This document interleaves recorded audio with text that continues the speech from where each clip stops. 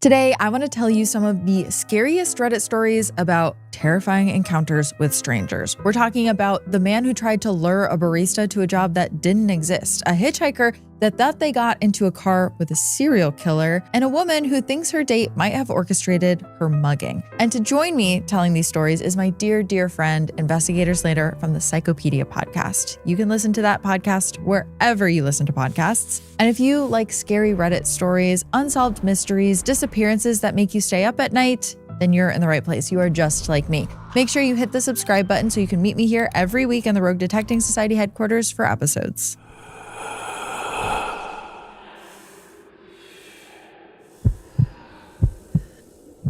It's when your heart starts pounding.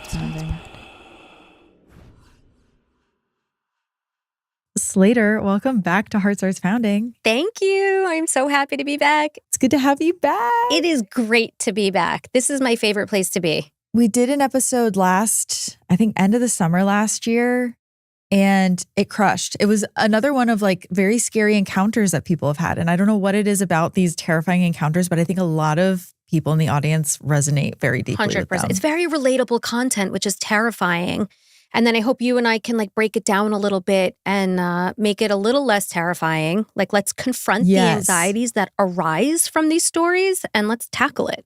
Yes, because it's like the anxiety of this happening to you. But then I think a lot of people actually have stories of things like this happening to them. Actually, last time if you haven't watched that episode, I highly recommend everyone go listen to it and watch it. But we talked about I think that was the one where we talked about there was like a pregnant woman and someone was like, you should come to my house. You should come to my house. And the amount of pregnant women that reached out afterwards being like, the exact same thing happened to me. Like once I was visibly pregnant, I felt like I was a target and people knew I was vulnerable and they would follow me. And that was really eye-opening for me. That's beyond terrifying. Yeah, because you're protective, obviously, of yourself. But I mean, you're coming at me and now my baby, like that's petrifying. Yes. And I can't run away. Oh, you're so vulnerable in that phase. But I think we also talked about like terrifying events that have happened like on campgrounds, like summer camps and stuff like that. We talked about, which like still haunts me. Some of the what we were talking about, it was so scary. We just did an episode where we were doing listener stories, and I had a listener write in who she used to she worked at a Catholic summer camp. And aside from, we did like a terrifying encounter of someone who lived near the summer camp and was chasing the kids. But that one was like, there was some sort of like demon or something in her cabin at this summer camp. So summer camps in general are just very spooky places. Yes, they are. You're out in the middle of nowhere. Yep, especially sleepaway ones, and you're not with your family, and you know. I felt when I worked at a summer camp, I felt like I was in a fishbowl. I felt like there were things in the woods that could just see me and all the kids, and they knew that it was just 500 kids on this campground, and I always felt like exposed. We were in danger and exposed. That's the exact word for it. Yep. I'm glad you're safe and you're here to tell the tale. Thank you. We made it. Well, I think we should dive right in because we have some really spooky ones to get into today. So I'm going to start and then we'll have you read one and we'll go from there. But this first story that I want to read to you is titled, Man Tried to Lure Me to a Place That Didn't Exist. And it was posted in Let's Not Meet 7 months ago by Hold My Jumex. And they write, when I was about 25 years old, I was working at a tiny restaurant that served desserts. It was pretty hidden and a quiet location, so I was there alone in the mornings. On one occasion, a man walked in and I recognized him from the night before. He had been there with his wife and his adult children. That was the only other time that I had ever seen him, though. This time, he was alone and he began talking to me. Everything seemed like the typical small talk, but he kept commenting that I looked 19 years old and saying that he could help me. That he could get me into his job that paid $7 more than what I was making at the time. I was intrigued at first, so I asked for the name of the company, kind of getting excited, but he just kept talking and he didn't give it to me. He then began talking about how he has affairs and that his wife knows about them and is okay with it, mentioning that he had an affair once with someone who was 19 and that now she was happily married and that she thanked him for everything he taught her. At this point, I'm starting to get creeped out, but he would not stop talking. He wouldn't stop pestering me about this job, telling me that I could apply, but he wouldn't give me the name of the place. He would tell me the overall area of where it was at, which was by the outskirts of the city, but he always avoided the name. He kept telling me to follow him after work so that he could get me in and I would probably just be hired on the spot. I told him that my car was getting fixed, so my sister would be picking me up anyway, so I couldn't follow him. But since he wouldn't take no for an answer, I eventually decided to tell him I would, just so that he could leave. But as soon as I did, he changed the goal, and now he was telling me to go into his car with him, and that way they would see me arrive with him and they would hire me right away. In between all of this, he randomly shows me a white paper that was supposedly his license to carry. Very random. He also finally gave me the name of the company. Eventually, I told him I would go with him and come back at the time I would be off, just so that he would leave. I went to the back and looked up the name of this supposed job, and there was nothing. I used Google Maps to search the area he mentioned, and no factory, not anything. Once my time to leave arrived, my sister picked me up from the side of the building, and as we drove away, he had indeed come back and was parked near the location around the corner. I never saw him again, and I was recently retelling this story to a friend of mine, and I do deeply regret not reporting this to the police. That's the story. Well, good on her for not getting into his car. First and foremost. Yes. And for doing what do they say? Like, never go to a second location with someone. Like, if you're somewhere, never go with them to another place. Especially if he showed you his face, which he did because he was sitting in this restaurant, right? So she obviously could identify him, you know what I mean? So typically they say, if you wind up in a perpetrator's car and that perpetrator is not wearing a mask, it's not looking great for the outcome because they don't anticipate you ever leaving to be able to then report them to the cops.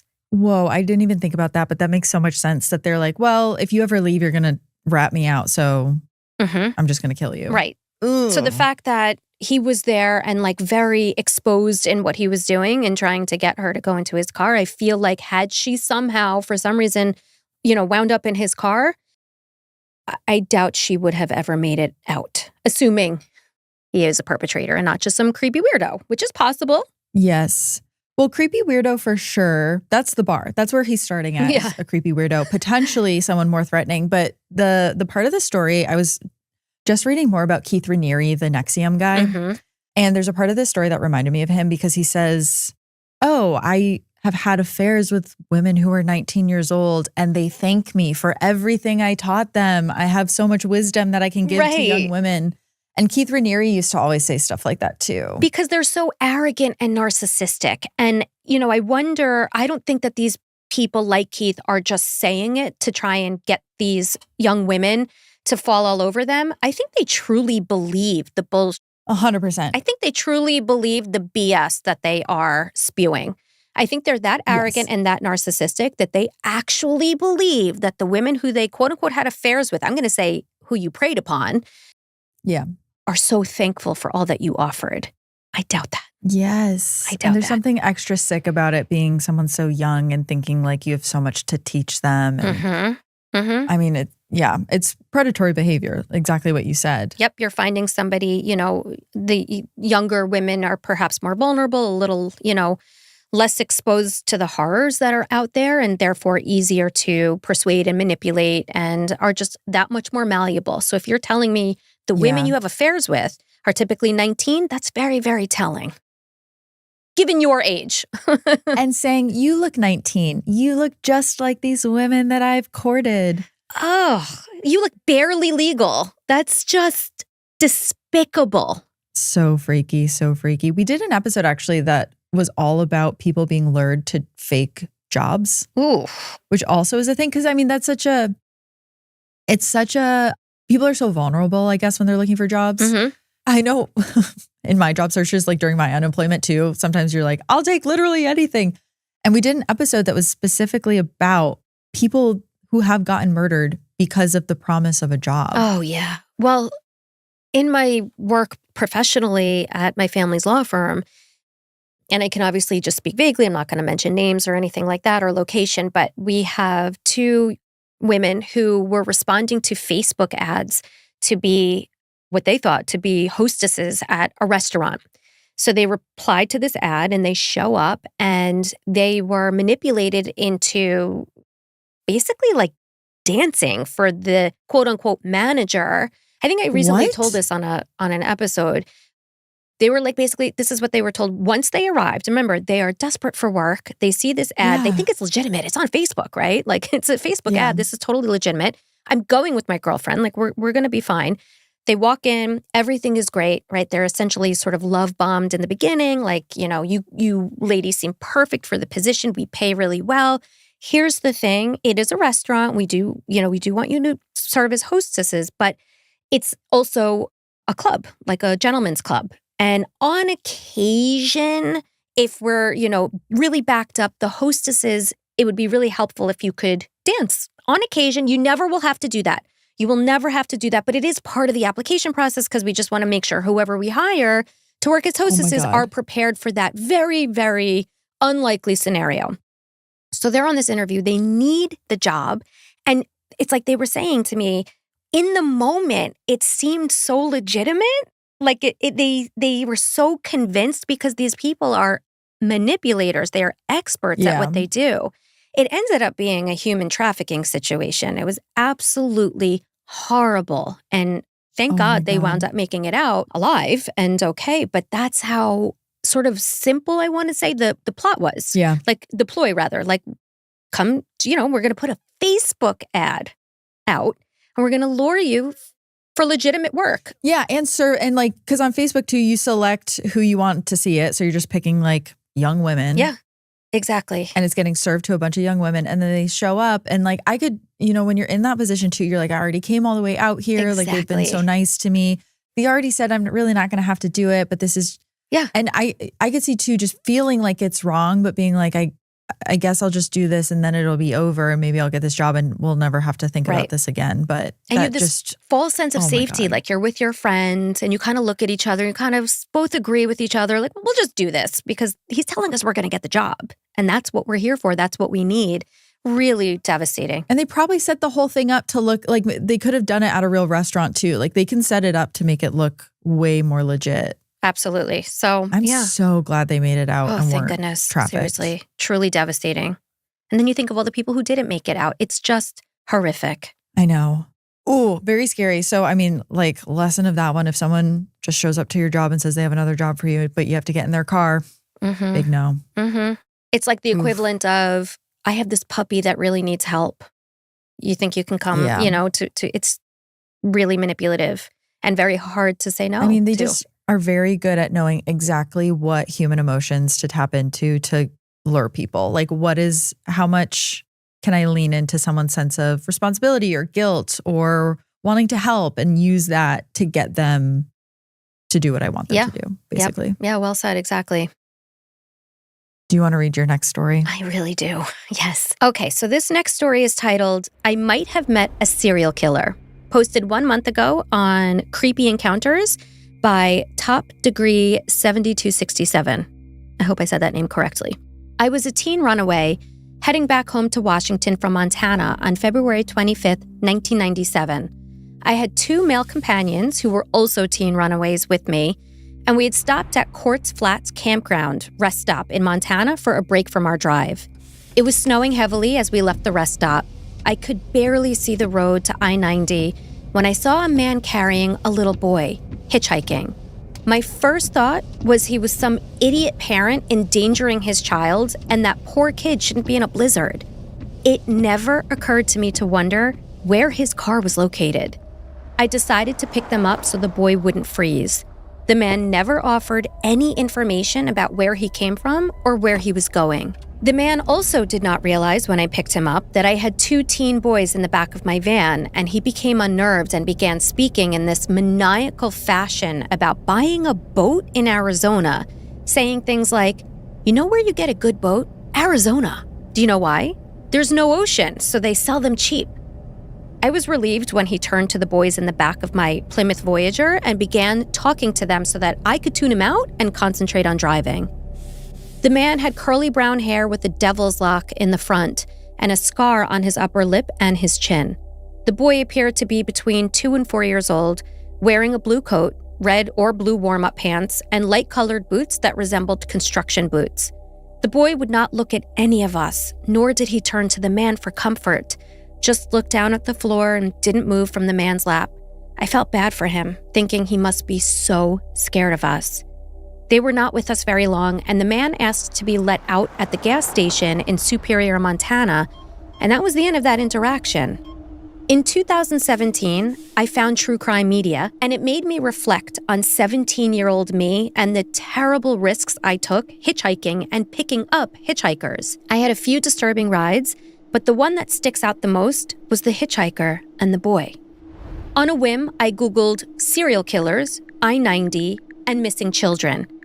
I didn't really believe I would find any likely offenders until I did. My heart dropped when I saw the devil's lock and scars on his lip and chin, and even more when I found a video he posted online, his maniacal voice, style, and tone matching the boat guy I had given a ride to, Joseph Duncan III. The worst part was that there was a little boy that went missing in the same region 2 days prior. I connected with his aunt, and she connected me with the FBI so I could provide a detail that they hadn't made public. If you've ever researched Duncan, you know that he was one of the worst human beings ever. He had a court date on that same day I would have picked him up, coincidentally his birthday, and there was no record of him showing up for that court date. There was a warrant issued for his arrest in 1997 for missing a court date. By April, he absconded and ended up in California, where he took the life of another young victim. I wrote him a letter, and he wrote back and stated that he was not the man I picked up, but that I was very brave for picking up a hitchhiker. The letter is the weirdest thing I've ever received in the mail. One more thing. While I was looking into the timeline of Duncan, I reached out to the 2 teenagers that were with me at the time. They both said that it could be him based on the photos and in the video, but they couldn't be 100% sure. They said the creepiest part was when the man turned around to talk to them. He had said, "You're not buying any of this bullshit, are you?" And then he asked to be let out at the next town. Ooh, and that is the story. Oh, wow. That is killing. As the now mother of a young boy, that's hard to read. Yeah, it's terrifying. I have some thoughts on it. I have not actually covered Joseph Duncan III on Psychopedia, but I looked into him a little bit because he is actually probably one of the worst human beings to have ever existed. Yeah, and you never hear his name. Yeah, no, for whatever reason, he's not one of the headlining, if you will, serial killers. I guess, what he did was particularly horrific. He annihilated an entire family, and he focused on children. He was, a pedophile, to say the least, but a child predator. And he assaulted and he killed children, and it's beyond horrific. So I'm happy we don't see his name out there too much because I don't want to know about him. But did you read anything about his backstory? I'm curious what would have happened to very him like that. Slightly about his backstory. And there was a mentioning of a domineering mother, which is like very, very textbook for men who go on to kill. But usually it's men that go on to kill women in particular. But again, that wasn't really Duncan's, victimology. I mean, he did kill at least one woman when he killed an entire family, but really he was out for the children. And one other potential, obviously red flag that did come up in his history. Again, I did sort of a cursory glance into his background, but there is a mentioning that he was abused as a child, although his siblings deny his allegations of abuse, which doesn't mean it didn't happen because it's possible his siblings didn't know. Like that's entirely possible. Yeah.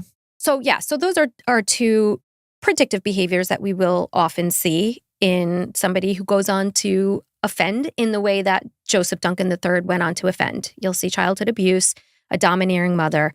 So I think it's likely that those 2, facts were accurate. But if you break this down behaviorally, based on his victimology and how he kidnapped his victims and then went on to kill his victims, we would probably classify him as like a power control offender with strong paraphilic, specifically pedophilic and sadistic drives.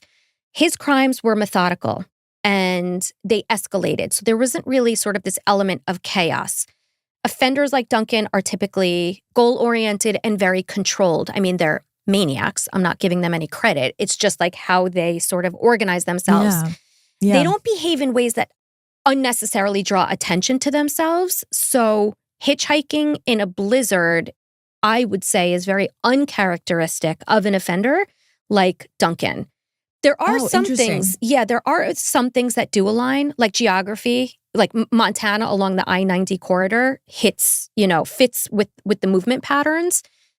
1997 tracks with like the period, when Duncan was like active. Obviously the physical description, the scars and like that devil's lock, that hair thingy. Yeah. And the fact that he had a child with him, potentially a kidnapped child. But the man that this Reddit user described was erratic, maniacal, rambling about boats in Arizona, right? Yeah. That doesn't really match Duncan's profile because he was very controlled. And when he did speak, and I'll tell you how we know what he said in a minute, but when he did speak, it was always about the devil and how the devil was present and the devil was interested or like into children suffering and crying. So he had a very sort of specific talk track. And we know this because there was a videotape that was presented in court that the imagery, I mean, it's beyond terrifying and sadistic and horrific. But we heard him in that video and it was all about the devil. So anyway, all this is to say that winding up, hitchhiking in a blizzard is very random and disorganized, and going into a car with 3 people inside of it, it's extremely high-risk behavior that you wouldn't typically see in an inorganized offender. Like, it just contradicts what we would expect from an offender like him. Again, I haven't done like a deep dive on him, so there could be more. This is so interesting. I'm like so just enraptured in what you're saying. Oh my God, I love this stuff. I could talk about it all day. So you're going to have to stop me. Because, I mean, I guess there is a chance because the poster is saying, I think it was him. And then also him writing the poster a letter is so scary. So that's something else that I'm glad you brought up because that also fascinated me. First of all, he denies being the one that she picked up. Right? Like, he's like, that wasn't me. You picked up somebody else. He had nothing to gain by denying that it was him, if it in fact was him. He pleaded guilty to all charges against him, and he accepted a plea deal. He also agreed to cooperate with investigators and provide them with things like passwords to encrypted files that he had on his computer. Like, he was very cooperative, and he pleaded guilty. So there's just nothing for him to gain by lying. Yeah, so he's the type of person that he was just like, this is what I did. Yeah. I'm okay just telling people that this is what I did and getting the sentence that I get. Totally. He pleaded guilty and he took a plea agreement. He was life behind bars. It wasn't like a walk in the park, but he completely accepted responsibility for all of the crimes that he was charged with. So why wouldn't he accept responsibility for something like getting in the car? That's like so benign in comparison to what he accepted responsibility for. So like that doesn't land for me, that doesn't hit. Yeah. Okay. So maybe it wasn't him, but also the I-90 corridor specifically in Montana is a very terrifying place. It's a lot of people have gone missing along that corridor, especially Indigenous people who live in the area have gone missing there. So there is like the terrifying reality that it just could have been some other, I mean, yes, it could have been a dad with his son in the middle of a blizzard on the I-90 corridor, which also feels just kind of random, but it could have just been someone else. Like, that's just a scary place in general to be. Yeah, it could have, like you said, it could have been nothing. It could have just been a very strange situation. What's weird, which this reader pointed out, is that he didn't say like, oh, thank you so much for picking me up. My car broke down, half a mile away. Like, he didn't offer an explanation for why he was walking through a blizzard with a child. I think where I land is like, does it feel like it could have been him? Yeah, it does. The timeline, geography make it plausible. But behaviorally, it doesn't line up for me. Wow, this is fascinating. No, thank you so much for looking into this so much. You should be an investigator. Oh my goodness. Good idea, Kaelyn. All right, I have another one that I want to read for you. So excited. This one is called Moved Out at 17. I Didn't Know I Was Being Watched. And it was posted 3 months ago in Creepy Encounters by Time Hair 9440. And it goes, okay. 3 years ago, I moved into a student apartment 1 hour away from my parents' home. I was 17 at the time. I had negotiated for a long time with my parents so I could live on my own and study independently since the school was far from home. At first, they were reluctant, but they eventually agreed. I had a small apartment, but I liked it. I was able to decorate it the way I wanted. I made friends quickly, and I met my best friend, Eva. Everything started when a boy moved into the apartment next to mine. At first, I didn't notice him. It was only when I came back from a weekend at my parents' house that I saw a new doormat at the door next to mine. One evening, I was at the common room, a place with couches, a mini bar, and a foosball table, basically a place where young people can hang out and pass time. I was there with my friends when a boy entered the room. At first glance, he looked shy and especially lost. Eva suggested inviting him to join us. She got up and came back with him. He sat with us, and we went around introducing ourselves. For the rest of the evening, he was quiet and reserved, and he didn't talk much, but I didn't pay a lot of attention to him. As we went back up to our apartments, Eva discreetly told me, "Did you notice that he kept looking at you? I think he likes you." I just smiled because at the time, boys weren't really interested in me, and I was more focused on my studies. Wednesday was mail day. I went down to my mailbox to get my mail, nothing special. While flipping through pieces of mail, a small piece of paper fell out with my first name written on it. I opened it, and written in pen, it said, "You dress so well. You're more beautiful every day." I smiled, imagining myself in a romantic TV series, but again, I didn't think much about it. When I talked about it with Eva, we both laughed. One evening, I was working in a small restaurant near my school to earn a little bit of pocket money, and that evening, the boy came in. For the story, I'm going to call him Dylan. He sat at the bar, and I went over to take his order. He was very smiley and he talked a lot, even though I had other customers to take care of. It was only at the end of my shift, at closing time, that I realized he had stayed for 2 hours. I found that strange, but wasn't really concerning. We went back up to our apartments together. I was about to say goodbye before going into mine, but he hugged me. I was kind of surprised, and he said, "I'm happy to have a friend here. You're one of the only ones." That was pretty surprising because we barely knew each other. The next day I went to school and I ran into him in the hallways. He came over to talk to me. We chatted in between classes, but the conversation was only about me. He asked questions like, "What city do your parents live in? What's your class schedule? Do you have a boyfriend?" But when I asked him questions about himself, he dodged them, and he always brought the conversation back to me. In the days that followed, I kept running into him every morning on my way to school, in the evening when I got home, sometimes even in the school hallways, even though before we had hardly ever crossed paths. I found this really strange. I talked about it with Eva and a few friends, but they all told me that maybe he just had the same schedule as me. I had thought that the little note I received in my mail might have come from him, but I didn't mention it to him. One day when I was cooking at home, the doorbell rang. I thought it was Eva coming to pick up some of her things, but when I looked through the peephole, I saw Dylan, and he was smiling. I hesitated to open the door, but I did anyways. He was holding a box of chocolates, and he handed it to me and said, "This is to thank you for being a golden friend." I thanked him and I closed the door. That evening in front of the TV, something clicked. I was eating the chocolates when I remembered that the day before I had gone grocery shopping with a friend and we had passed by the candy aisle. She bought chocolate and I had told her that the brand she got was my favorite, but since they were a bit expensive, I preferred to wait until next month when I had a bit more money. And that was strange because I hadn't seen Dylan in the store at any point, but I didn't remember telling him that I loved that brand of chocolate. It bothered me a bit, but I thought maybe he had asked Eva, so I talked to her about it and she told me that he had never gone to see her. We both found this really weird. As the days went by, I kept running into him more and more, and every time he came to talk to me, honestly, it was becoming annoying. I talked about it with some friends who simply told me to tell him the truth, that it bothered me and he needed to keep his distance. So one morning in the school hallway, I went up to him, stressed out, and I told him the truth. "Dylan, you're very kind. I know we're neighbors, but I feel like you're following me and you think you're really close to me even though we barely know each other. I hope you understand it's not against you, but I would like you to keep your distance." At that moment, his face fell. He looked angry and a bit sad. It was hard, but it was better that way.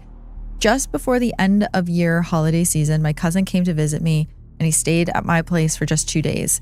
We spent a good amount of time together and I ran into Dylan less and less. When I did see him, he didn't even look up at me. I think he was maybe hurt, but I preferred that to him following me everywhere and talking to me nonstop.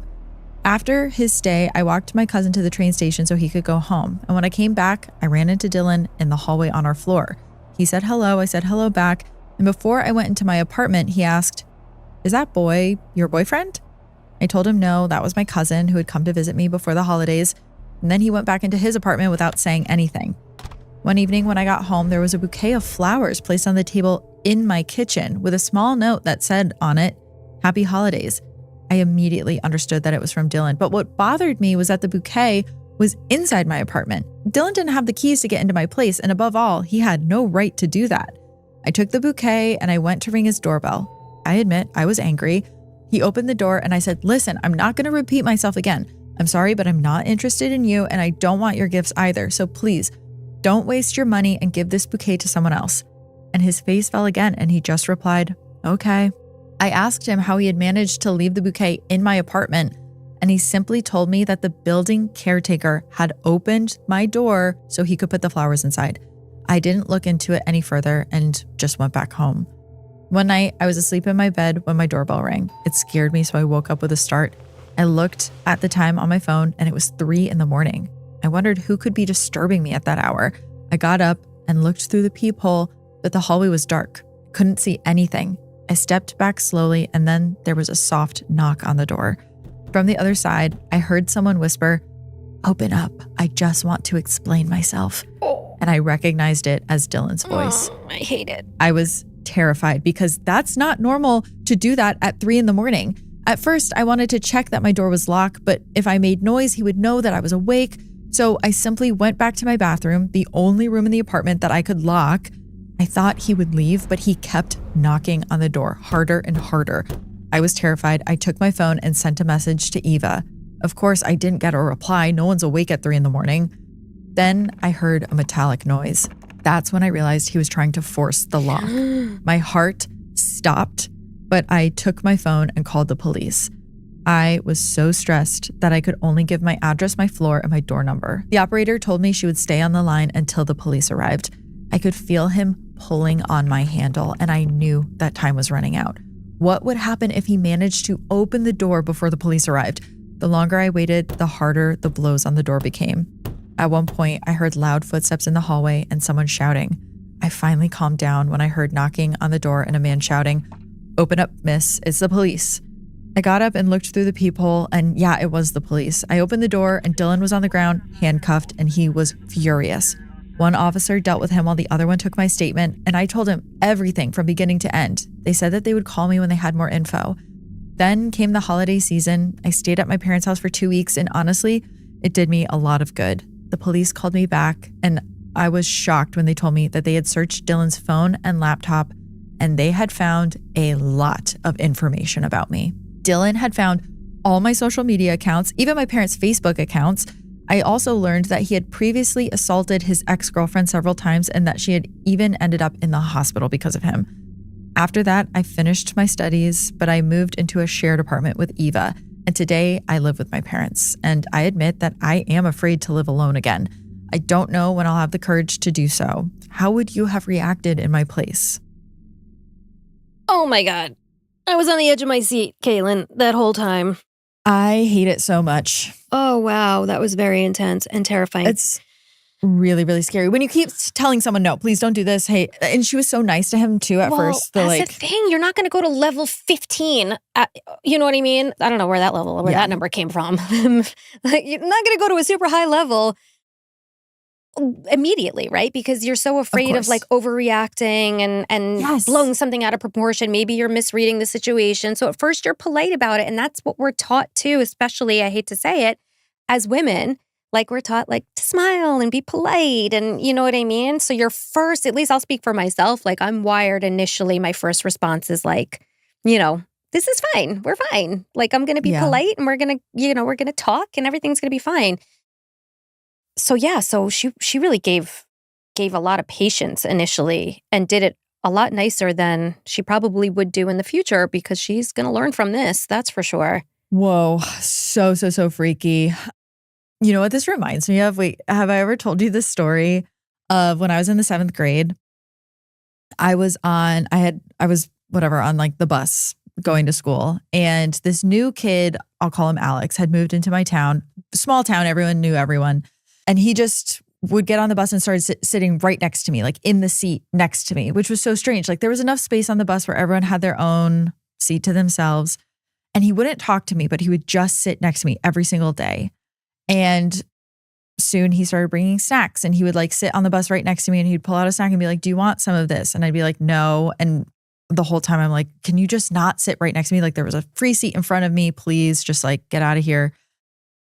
And he was just kind of like a strange kid in general. My town was really small, and he was known to he would like graffiti things, and it wasn't really a place where you would graffiti, I don't know, the bridge. But so everyone just knew him as like the kid that just moved to our town and started graffitiing everything in the town.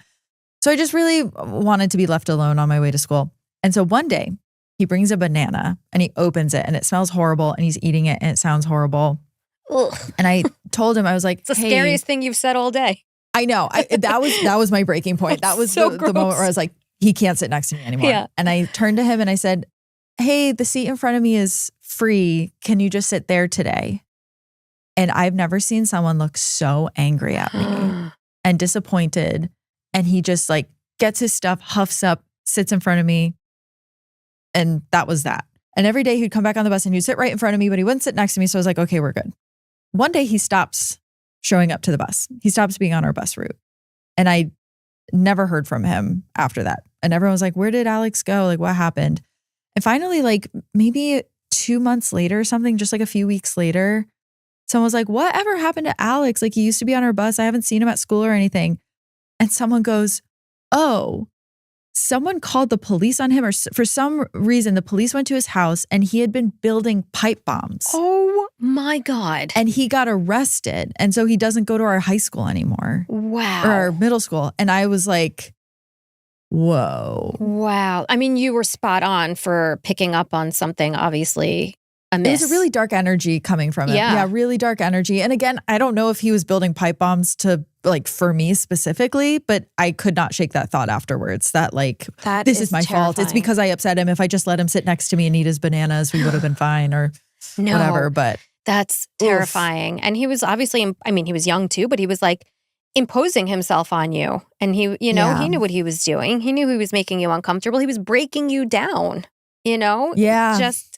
And you know what? The banana was a test. He's like, if I can eat this next to her, I can do anything. Exactly. She'll never say no to me. Big mistake wasn't the pipe bomb. It was the banana. Yeah. Oh, yeah. No, but it's that thing of like testing boundaries. And it seems like it's what this kid was doing too, of like, I'll just start showing up in the hallway with her and I'll talk to her. And then I'll be in the next place she goes and I'll talk to her. And then he keeps like encroaching closer and closer and closer. And that can feel so threatening. Yeah. I think it's like they say the expression of the frog in the boiling pot of water. Like you kind of maybe don't realize it at first, and that's what they're counting on. You know what I mean? Yeah. So like at first, in this story, like he just left her a note or wrote her name on a piece of paper or said something like, thanks for hanging, whatever it was in the beginning that he seemed so innocuous, And then you step it up a little bit. And then you step it up a little bit more and you see what you can keep getting away with. You know what I mean? And that's how you're testing those boundaries and seeing how far you can go. And it's really hard when you're on the receiving end of that to know when to put an end to it, or is it just going to fizzle out? Am I overreacting? Am I misjudging? I think the moral of the story is like, listen to your gut always. And don't be afraid to put your foot down and say off the bat very firmly, like, I don't want to know of you. I don't want to see you. I don't this isn't ever going to be a thing. And you actually just make me uncomfortable. I know we've only met twice, but to your point, Kaelyn, you have this dark energy and I don't like it. It's making me uncomfortable. Your vibe is off. There's something evil there. Yeah. Instead of being polite in the beginning, like, oh, thank you. Like, how did you know I like this chocolate? Or whatever. You know what I mean? Like, we have to be okay listening to our gut and responding accordingly. We can't worry about hurting feelings or stepping on toes. I'm not saying you're going to call the cops on him, the second time he looks at you and makes you uncomfortable, but you have every right to say, don't look at me again. I don't want you in my face ever. I know. I'm honestly so impressed by the way she spoke to him at the beginning, because I think a lot of people would have waited a lot longer to say something. And like what she said was so spot on. I think you think we're a lot closer than we are, and that's making me uncomfortable, but I don't really know you. And I'd rather just keep some distance between us. Like that was beautiful. Yeah. That was so, and the fact that he could, I think she really did everything right. The only The only time that maybe more alarm bells should have been going off, and that actually kind of freaked me out too, is when he said that, oh, our apartment manager, like the building manager, let me into your apartment. Like, I would go check in with that guy, because like you can't just be letting people into that apartment because they say that they're her friend. 100%. And then you also wonder the legitimacy of that.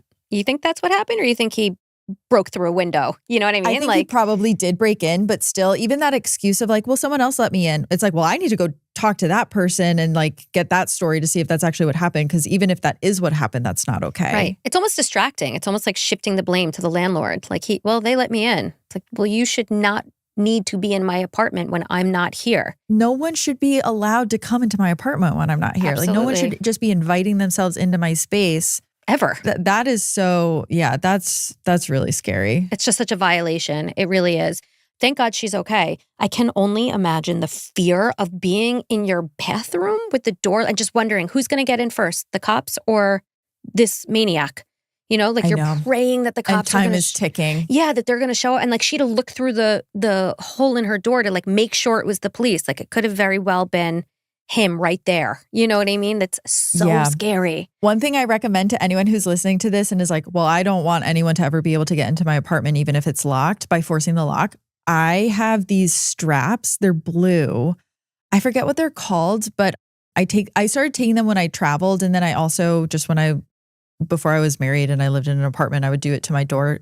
But they're Velcro and they go around the lock, so that even if someone has a key to your apartment, they won't be able to turn the key and unlock it, because the force of the strap will be holding the lock in place. Interesting. I've never heard of that. I highly recommend them. Just for the peace of mind. Like no one's going to try to force their way into your apartment 99.99% of the time. But even just like when I'm traveling, I can at least sleep at night because I know like the lock is double enforced. Yeah. I'll like on the video, I'll put up a picture of them so people can see what they are. But highly recommend. I love them. Yeah. No, peace of mind for sure.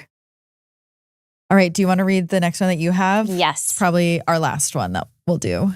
This post is titled, "I was once mugged and I am convinced that it was a setup." Posted 4 months ago on Let's Not Meet by Glitter Dorsey's 21. I moved to East Los Angeles the summer after high school. My parents bought the house for my aunt and uncle who had just moved out. We already had family in that area, so it felt familiar. The neighborhood was nice and quiet. The plan was for me to live with my parents and save money while I figured out what I wanted next. I was getting ready to start community college and apply to a medical assistant program. Back then, everyone had an opinion about East LA. People loved to describe it as dangerous, even though most of them had never even been there. I grew up visiting my cousins in that same area, and it was never as dramatic as people made it sound. These places are not scary to me. They are just neighborhoods where people live. I met Michael at my cousin's house party that summer. He had tattoos and looked edgy. When he asked me out, I said yes. I was flattered and curious what he would be like.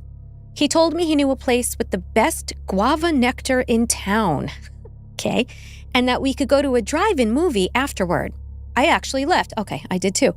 I like guava nectar, but I had never heard anyone hype it up like that. But like I said, I was curious, and I agreed. He parked at the drive-in first. He said we would leave the car there, walk to the restaurant, and come back for the movie. We even asked the employees if that was okay. They said yes. But something about the plan felt strange. The restaurant was about a 20-minute walk away, and the movie started at 9. It was close to 8. I asked him if it was smart to walk by ourselves so late. He smiled and said he thought I was not afraid of neighborhoods like this since I had spent so much time in East LA. He said it like a challenge. I remembered mentioning that earlier, and he used my own words to keep me from saying no. So I went along with it. Very few people were on the street, and it was dark. As we got closer to the restaurant, he stopped a few times to show me videos on his phone. They were silly clips that he thought were funny. I was uneasy about the walk. It felt like Michael wanted it to last longer than it should have. Something was off. Looking back, I think Michael was stalling. Then, a car pulled up beside us.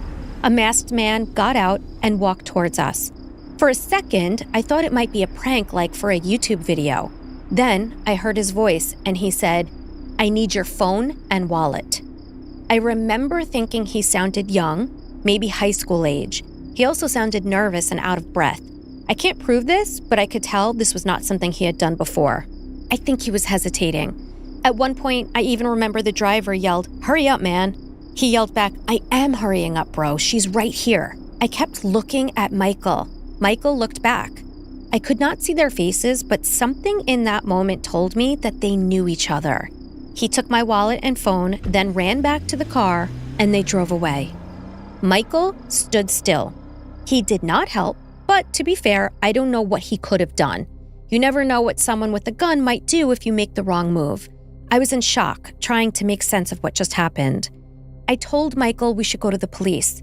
He kept insisting we should still go get that guava nectar so I could calm down. I had just been robbed and he was offering me juice.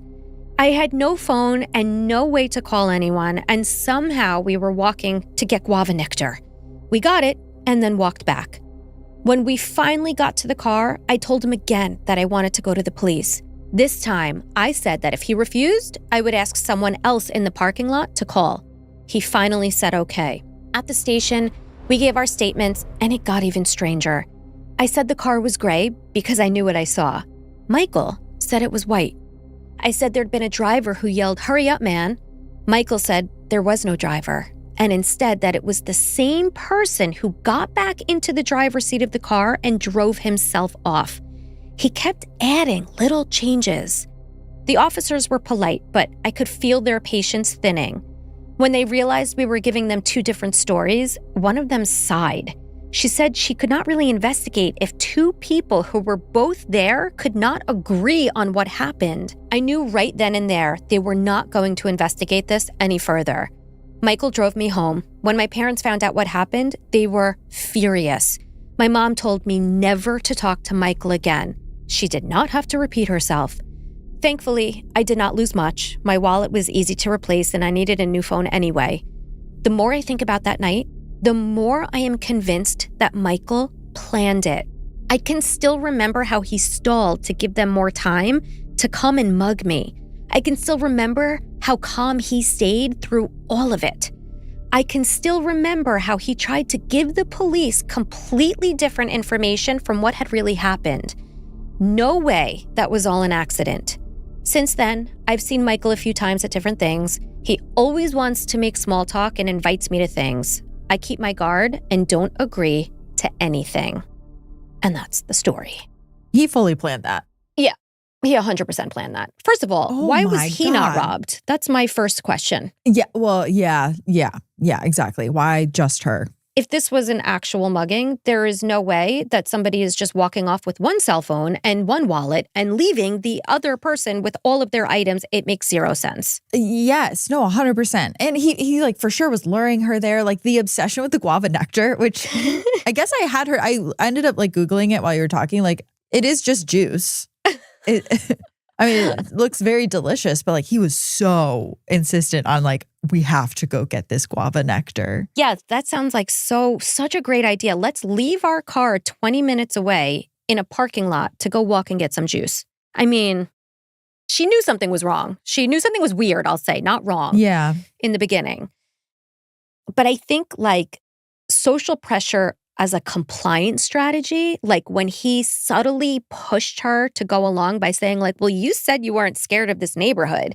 So why wouldn't you want to walk at night to go get the juice? Like, yeah, you know what I mean? Like instead of forcing her, obviously he's like, come on, like I'm going to put your words to the test and see if they stand. Like you said this. And then it was a very smart tactic on his part because she's like, I did say that. I got to be a woman of my word. Yeah, I know. And then you're like, well, yeah, I guess I did say that. And you kind of start talking yourself out of it or like into something. And you don't want to contradict who you said you were. Like you said you were somebody who was not afraid of this. You know what I mean? So it's like a very smart tactic. And she didn't do anything wrong by going for that walk. Like she, you know what I mean? Yeah. At the end of the day, though, when she started to feel like something was funny, like we again, it goes back to what we were saying earlier, like we have to be okay choosing ourselves over other people. Like the second she was like, he's stalling, something's weird, but you're just so like compelled to do the socially right thing. Like we're on a walk. I know. And also it's nighttime and he's the only one with you. So like, what are you going to do? Just run off into the night? You have to like pick your poison at that point. Like stay with somebody who's kind of making me feel a little bit weird or risk it and walk back by myself. You know? Do you think he would have done this to other people before? Like, do you think this is like a whole scheme that they're running where he's like, I'm going to start kind of dating a girl, I'll get her comfortable. And then he just like has a thing with his friend where like he just takes her out and like the friend comes and robs him. It seemed welled oil from Michael's perspective. Like he was a cool cucumber, but the way she describes the driver, he sounded like a nervous wreck or the one who did the actual mugging, right? He's like, she's right here. Like I'm doing it. I'm nervous. You know what I mean? So doesn't sound like that guy had ever been involved in something like this before based on that alone. But it definitely sounds like this was not Michael's first rodeo. Oh, and then I know there's like probably also not because they're probably giving their statements together. It sounded like, so there wasn't really an opportunity for her to even say like, I think this guy is the reason. Right. I think this guy's in on it. Like our stories aren't matching because trust me, he's in on it. You know what I mean? Yes. And so, of course, the cop is like, well, it sounds like you guys are just making this up. So we're busy here.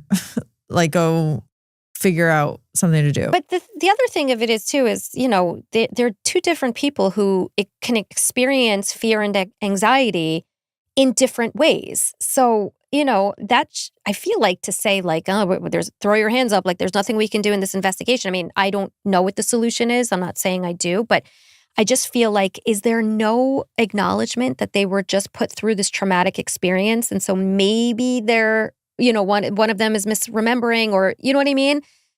Yeah. I would love to think law enforcement like kind of maybe circled back with them to see if, you know, once the nerves settled, if maybe there was like a version that came out that was consistent. Like, I hate to think that they just dropped it because two teenagers were tripping over themselves. They were scared. Presumably. Listen, I don't know if you've ever had to call 911 in LA, deal with law enforcement. Like, there's been a handful of times where I've had to call 911 here. And the vibe for sure is like, we are very busy. If you can even get them. I mean, there's been times where they'll put you on like a 10-minute delay. Like, you just can't get them right away. Oh, wow. The one time I called the non-emergency line, it was an hour and a half before I got someone, and they basically hung up on me. Oh my God. And that was like during like a car got stolen, and the cop was like, "It doesn't look like the car's in our system anyways." Click, gone. Oh, I mean, I guess there's very violent crime that obviously would take precedent, but this was a mugging at gunpoint. Like, this was not that's true. Small, you know. That's a good point. You know, and that's just kind of like, for now, the gun didn't go off. Maybe the next time it would. You know, I just feel like to be so dismissive. I mean, again, I don't know what the solution is because I do understand from law enforcement's perspective. Like, we got bigger fish to fry. Like, get your story straight. You know, where do you want me to go with this? You're saying you were both just there. And then it makes you question whether or not anything at all happened. Or these kids just all up in our business for shit and giggles, you know? Yeah, right. Like, are they just lying about something? Like, especially if the stories are so wildly different that, of course, they're like, this sounds fake. Like, you're doing this for some other unknown reason, and we're just not going to entertain the idea. So did I ever tell you, I may have told this story. I was on the phone with Dave once, and I heard him getting mugged. No. Okay, so my husband is Dave, for those who don't know. Firefighter Dave is what he's known as on Psychopedia. So Dave used to be a teacher in Harlem when we lived in New York City together. He worked at a school for children with autism, and he would walk from our apartment on the Upper East Side to Harlem. It wasn't like a long walk, whatever. Not the greatest part of town. So he was on his phone, and we're talking. 1 second he's talking, and literally mid-sentence, the next he's not. And I hear panting, and I hear going down. Like, I knew what was happening. Yeah. And in that moment, I was working in an office at a school. I like stood up from my chair and I was like, Jocelyn, to the girl next to me, call 911. Tell them there's a mugging happening right now in Harlem. And I was like, it has to be. And I kind of gave the estimated street, you know, where Dave probably was around that time based on his walk. And I was terrified because I couldn't hear. But then I heard clear running. So in my head, I'm like, the guy has to have Dave's phone and he's running, which means hopefully Dave is okay. Yeah. Absolutely panic-stricken. Thankfully, Dave walked into a Dunkin' Donuts and asked that he could use their phone. And the first thing he did was to call me at work to say he was okay. But Oh my he God. 100%, he said he was jumped when I was on the phone, like jumped, thrown on the ground in Harlem. Instinct for Dave was, I think he threw I don't know if he threw punches and landed them or he just like physically, went. And thankfully the guy took off. Like there was no engagement. There was no actual fist fight or worse. But of course I was like, why would you even, I heard you guys. Like, right, like why just here, take my phone, because you don't know what's going to happen in that moment. You just don't know how you're going to react. No, and he's probably so caught off guard because he's just talking to you. And next thing he knows, like the phone's gone and you don't even know what's happening. And terrible. So scary. Arguably scarier for me. I know. Not really. Yeah, to be on the other end of the phone call and to like hear it all go down, but not be able to do anything. Oh my God. I'll just never forget getting that call from Dunkin' Donuts. I will never forget. And it said Dunkin' Donuts on the caller ID. And I'm like, this has to be Dave. It just has to be. Yeah. And it was, thank goodness. Oh, wow. Thank God. Yeah, seriously. Firefighter Dave. Oh my God. Oh, man. Very scary. Yeah, the last time he took his cell phone out in Harlem, I can tell you that. Oh, yeah, for sure. There was no talking and walking anymore on the streets, You learn. Yeah. You live and you learn. You live and you learn. Well, thank you so much for coming on. Those are all the stories that I have for you today. This was a great lineup. Thank you, Kaelyn. I always love the stories that we share. Where can everyone find you? They can find me at Psychopedia. So wherever you listen to podcasts and you put in Psychopedia, you will see all of the cases there. We have lots going on Patreon right now. I'm actually rolling out this criminal profiling test that I just put together at patreon.com/psychopediapod. And on Instagram, I just kind of combined pretty much Psychopedia with Investigator Slater. So my handle on Instagram and TikTok is at Investigator Slater. And I have, as you know, Kaelyn, lots of other stuff that goes down on my social accounts. Oh my gosh, yes, so much. So definitely give a follow. And I would love to see your wonderful listeners in my world. Thank you for introducing us all. Kaelyn, you're the best. I can't wait to have you on Psychopedia. Yay, I know. So I'll be going on Psychopedia, so keep an eye out for that as well. Yes. But yeah, thank you for stopping by. Thank you. Anytime. This was wonderful. You're like my favorite person and I'm obsessed with your podcast. So I would love to do this. It's the best. I love when we get to hang out. This is just an excuse for me to hang out with you. So it's perfect. Same. I love it so much. Thank you. All right. Bye, guys. Heart Starts Pounding is written and produced by me, Kaelyn Moore. Heart Starts Pounding is also produced by Matt Brown. Our associate producer is Juno Hobbs. Sound design and mix by Red Rum Creative. Special thanks to Travis Dunlap, Grayson Jernigan, and the team at WME. Have a heart-pounding story or a case request? Check out heartsartspounding.com.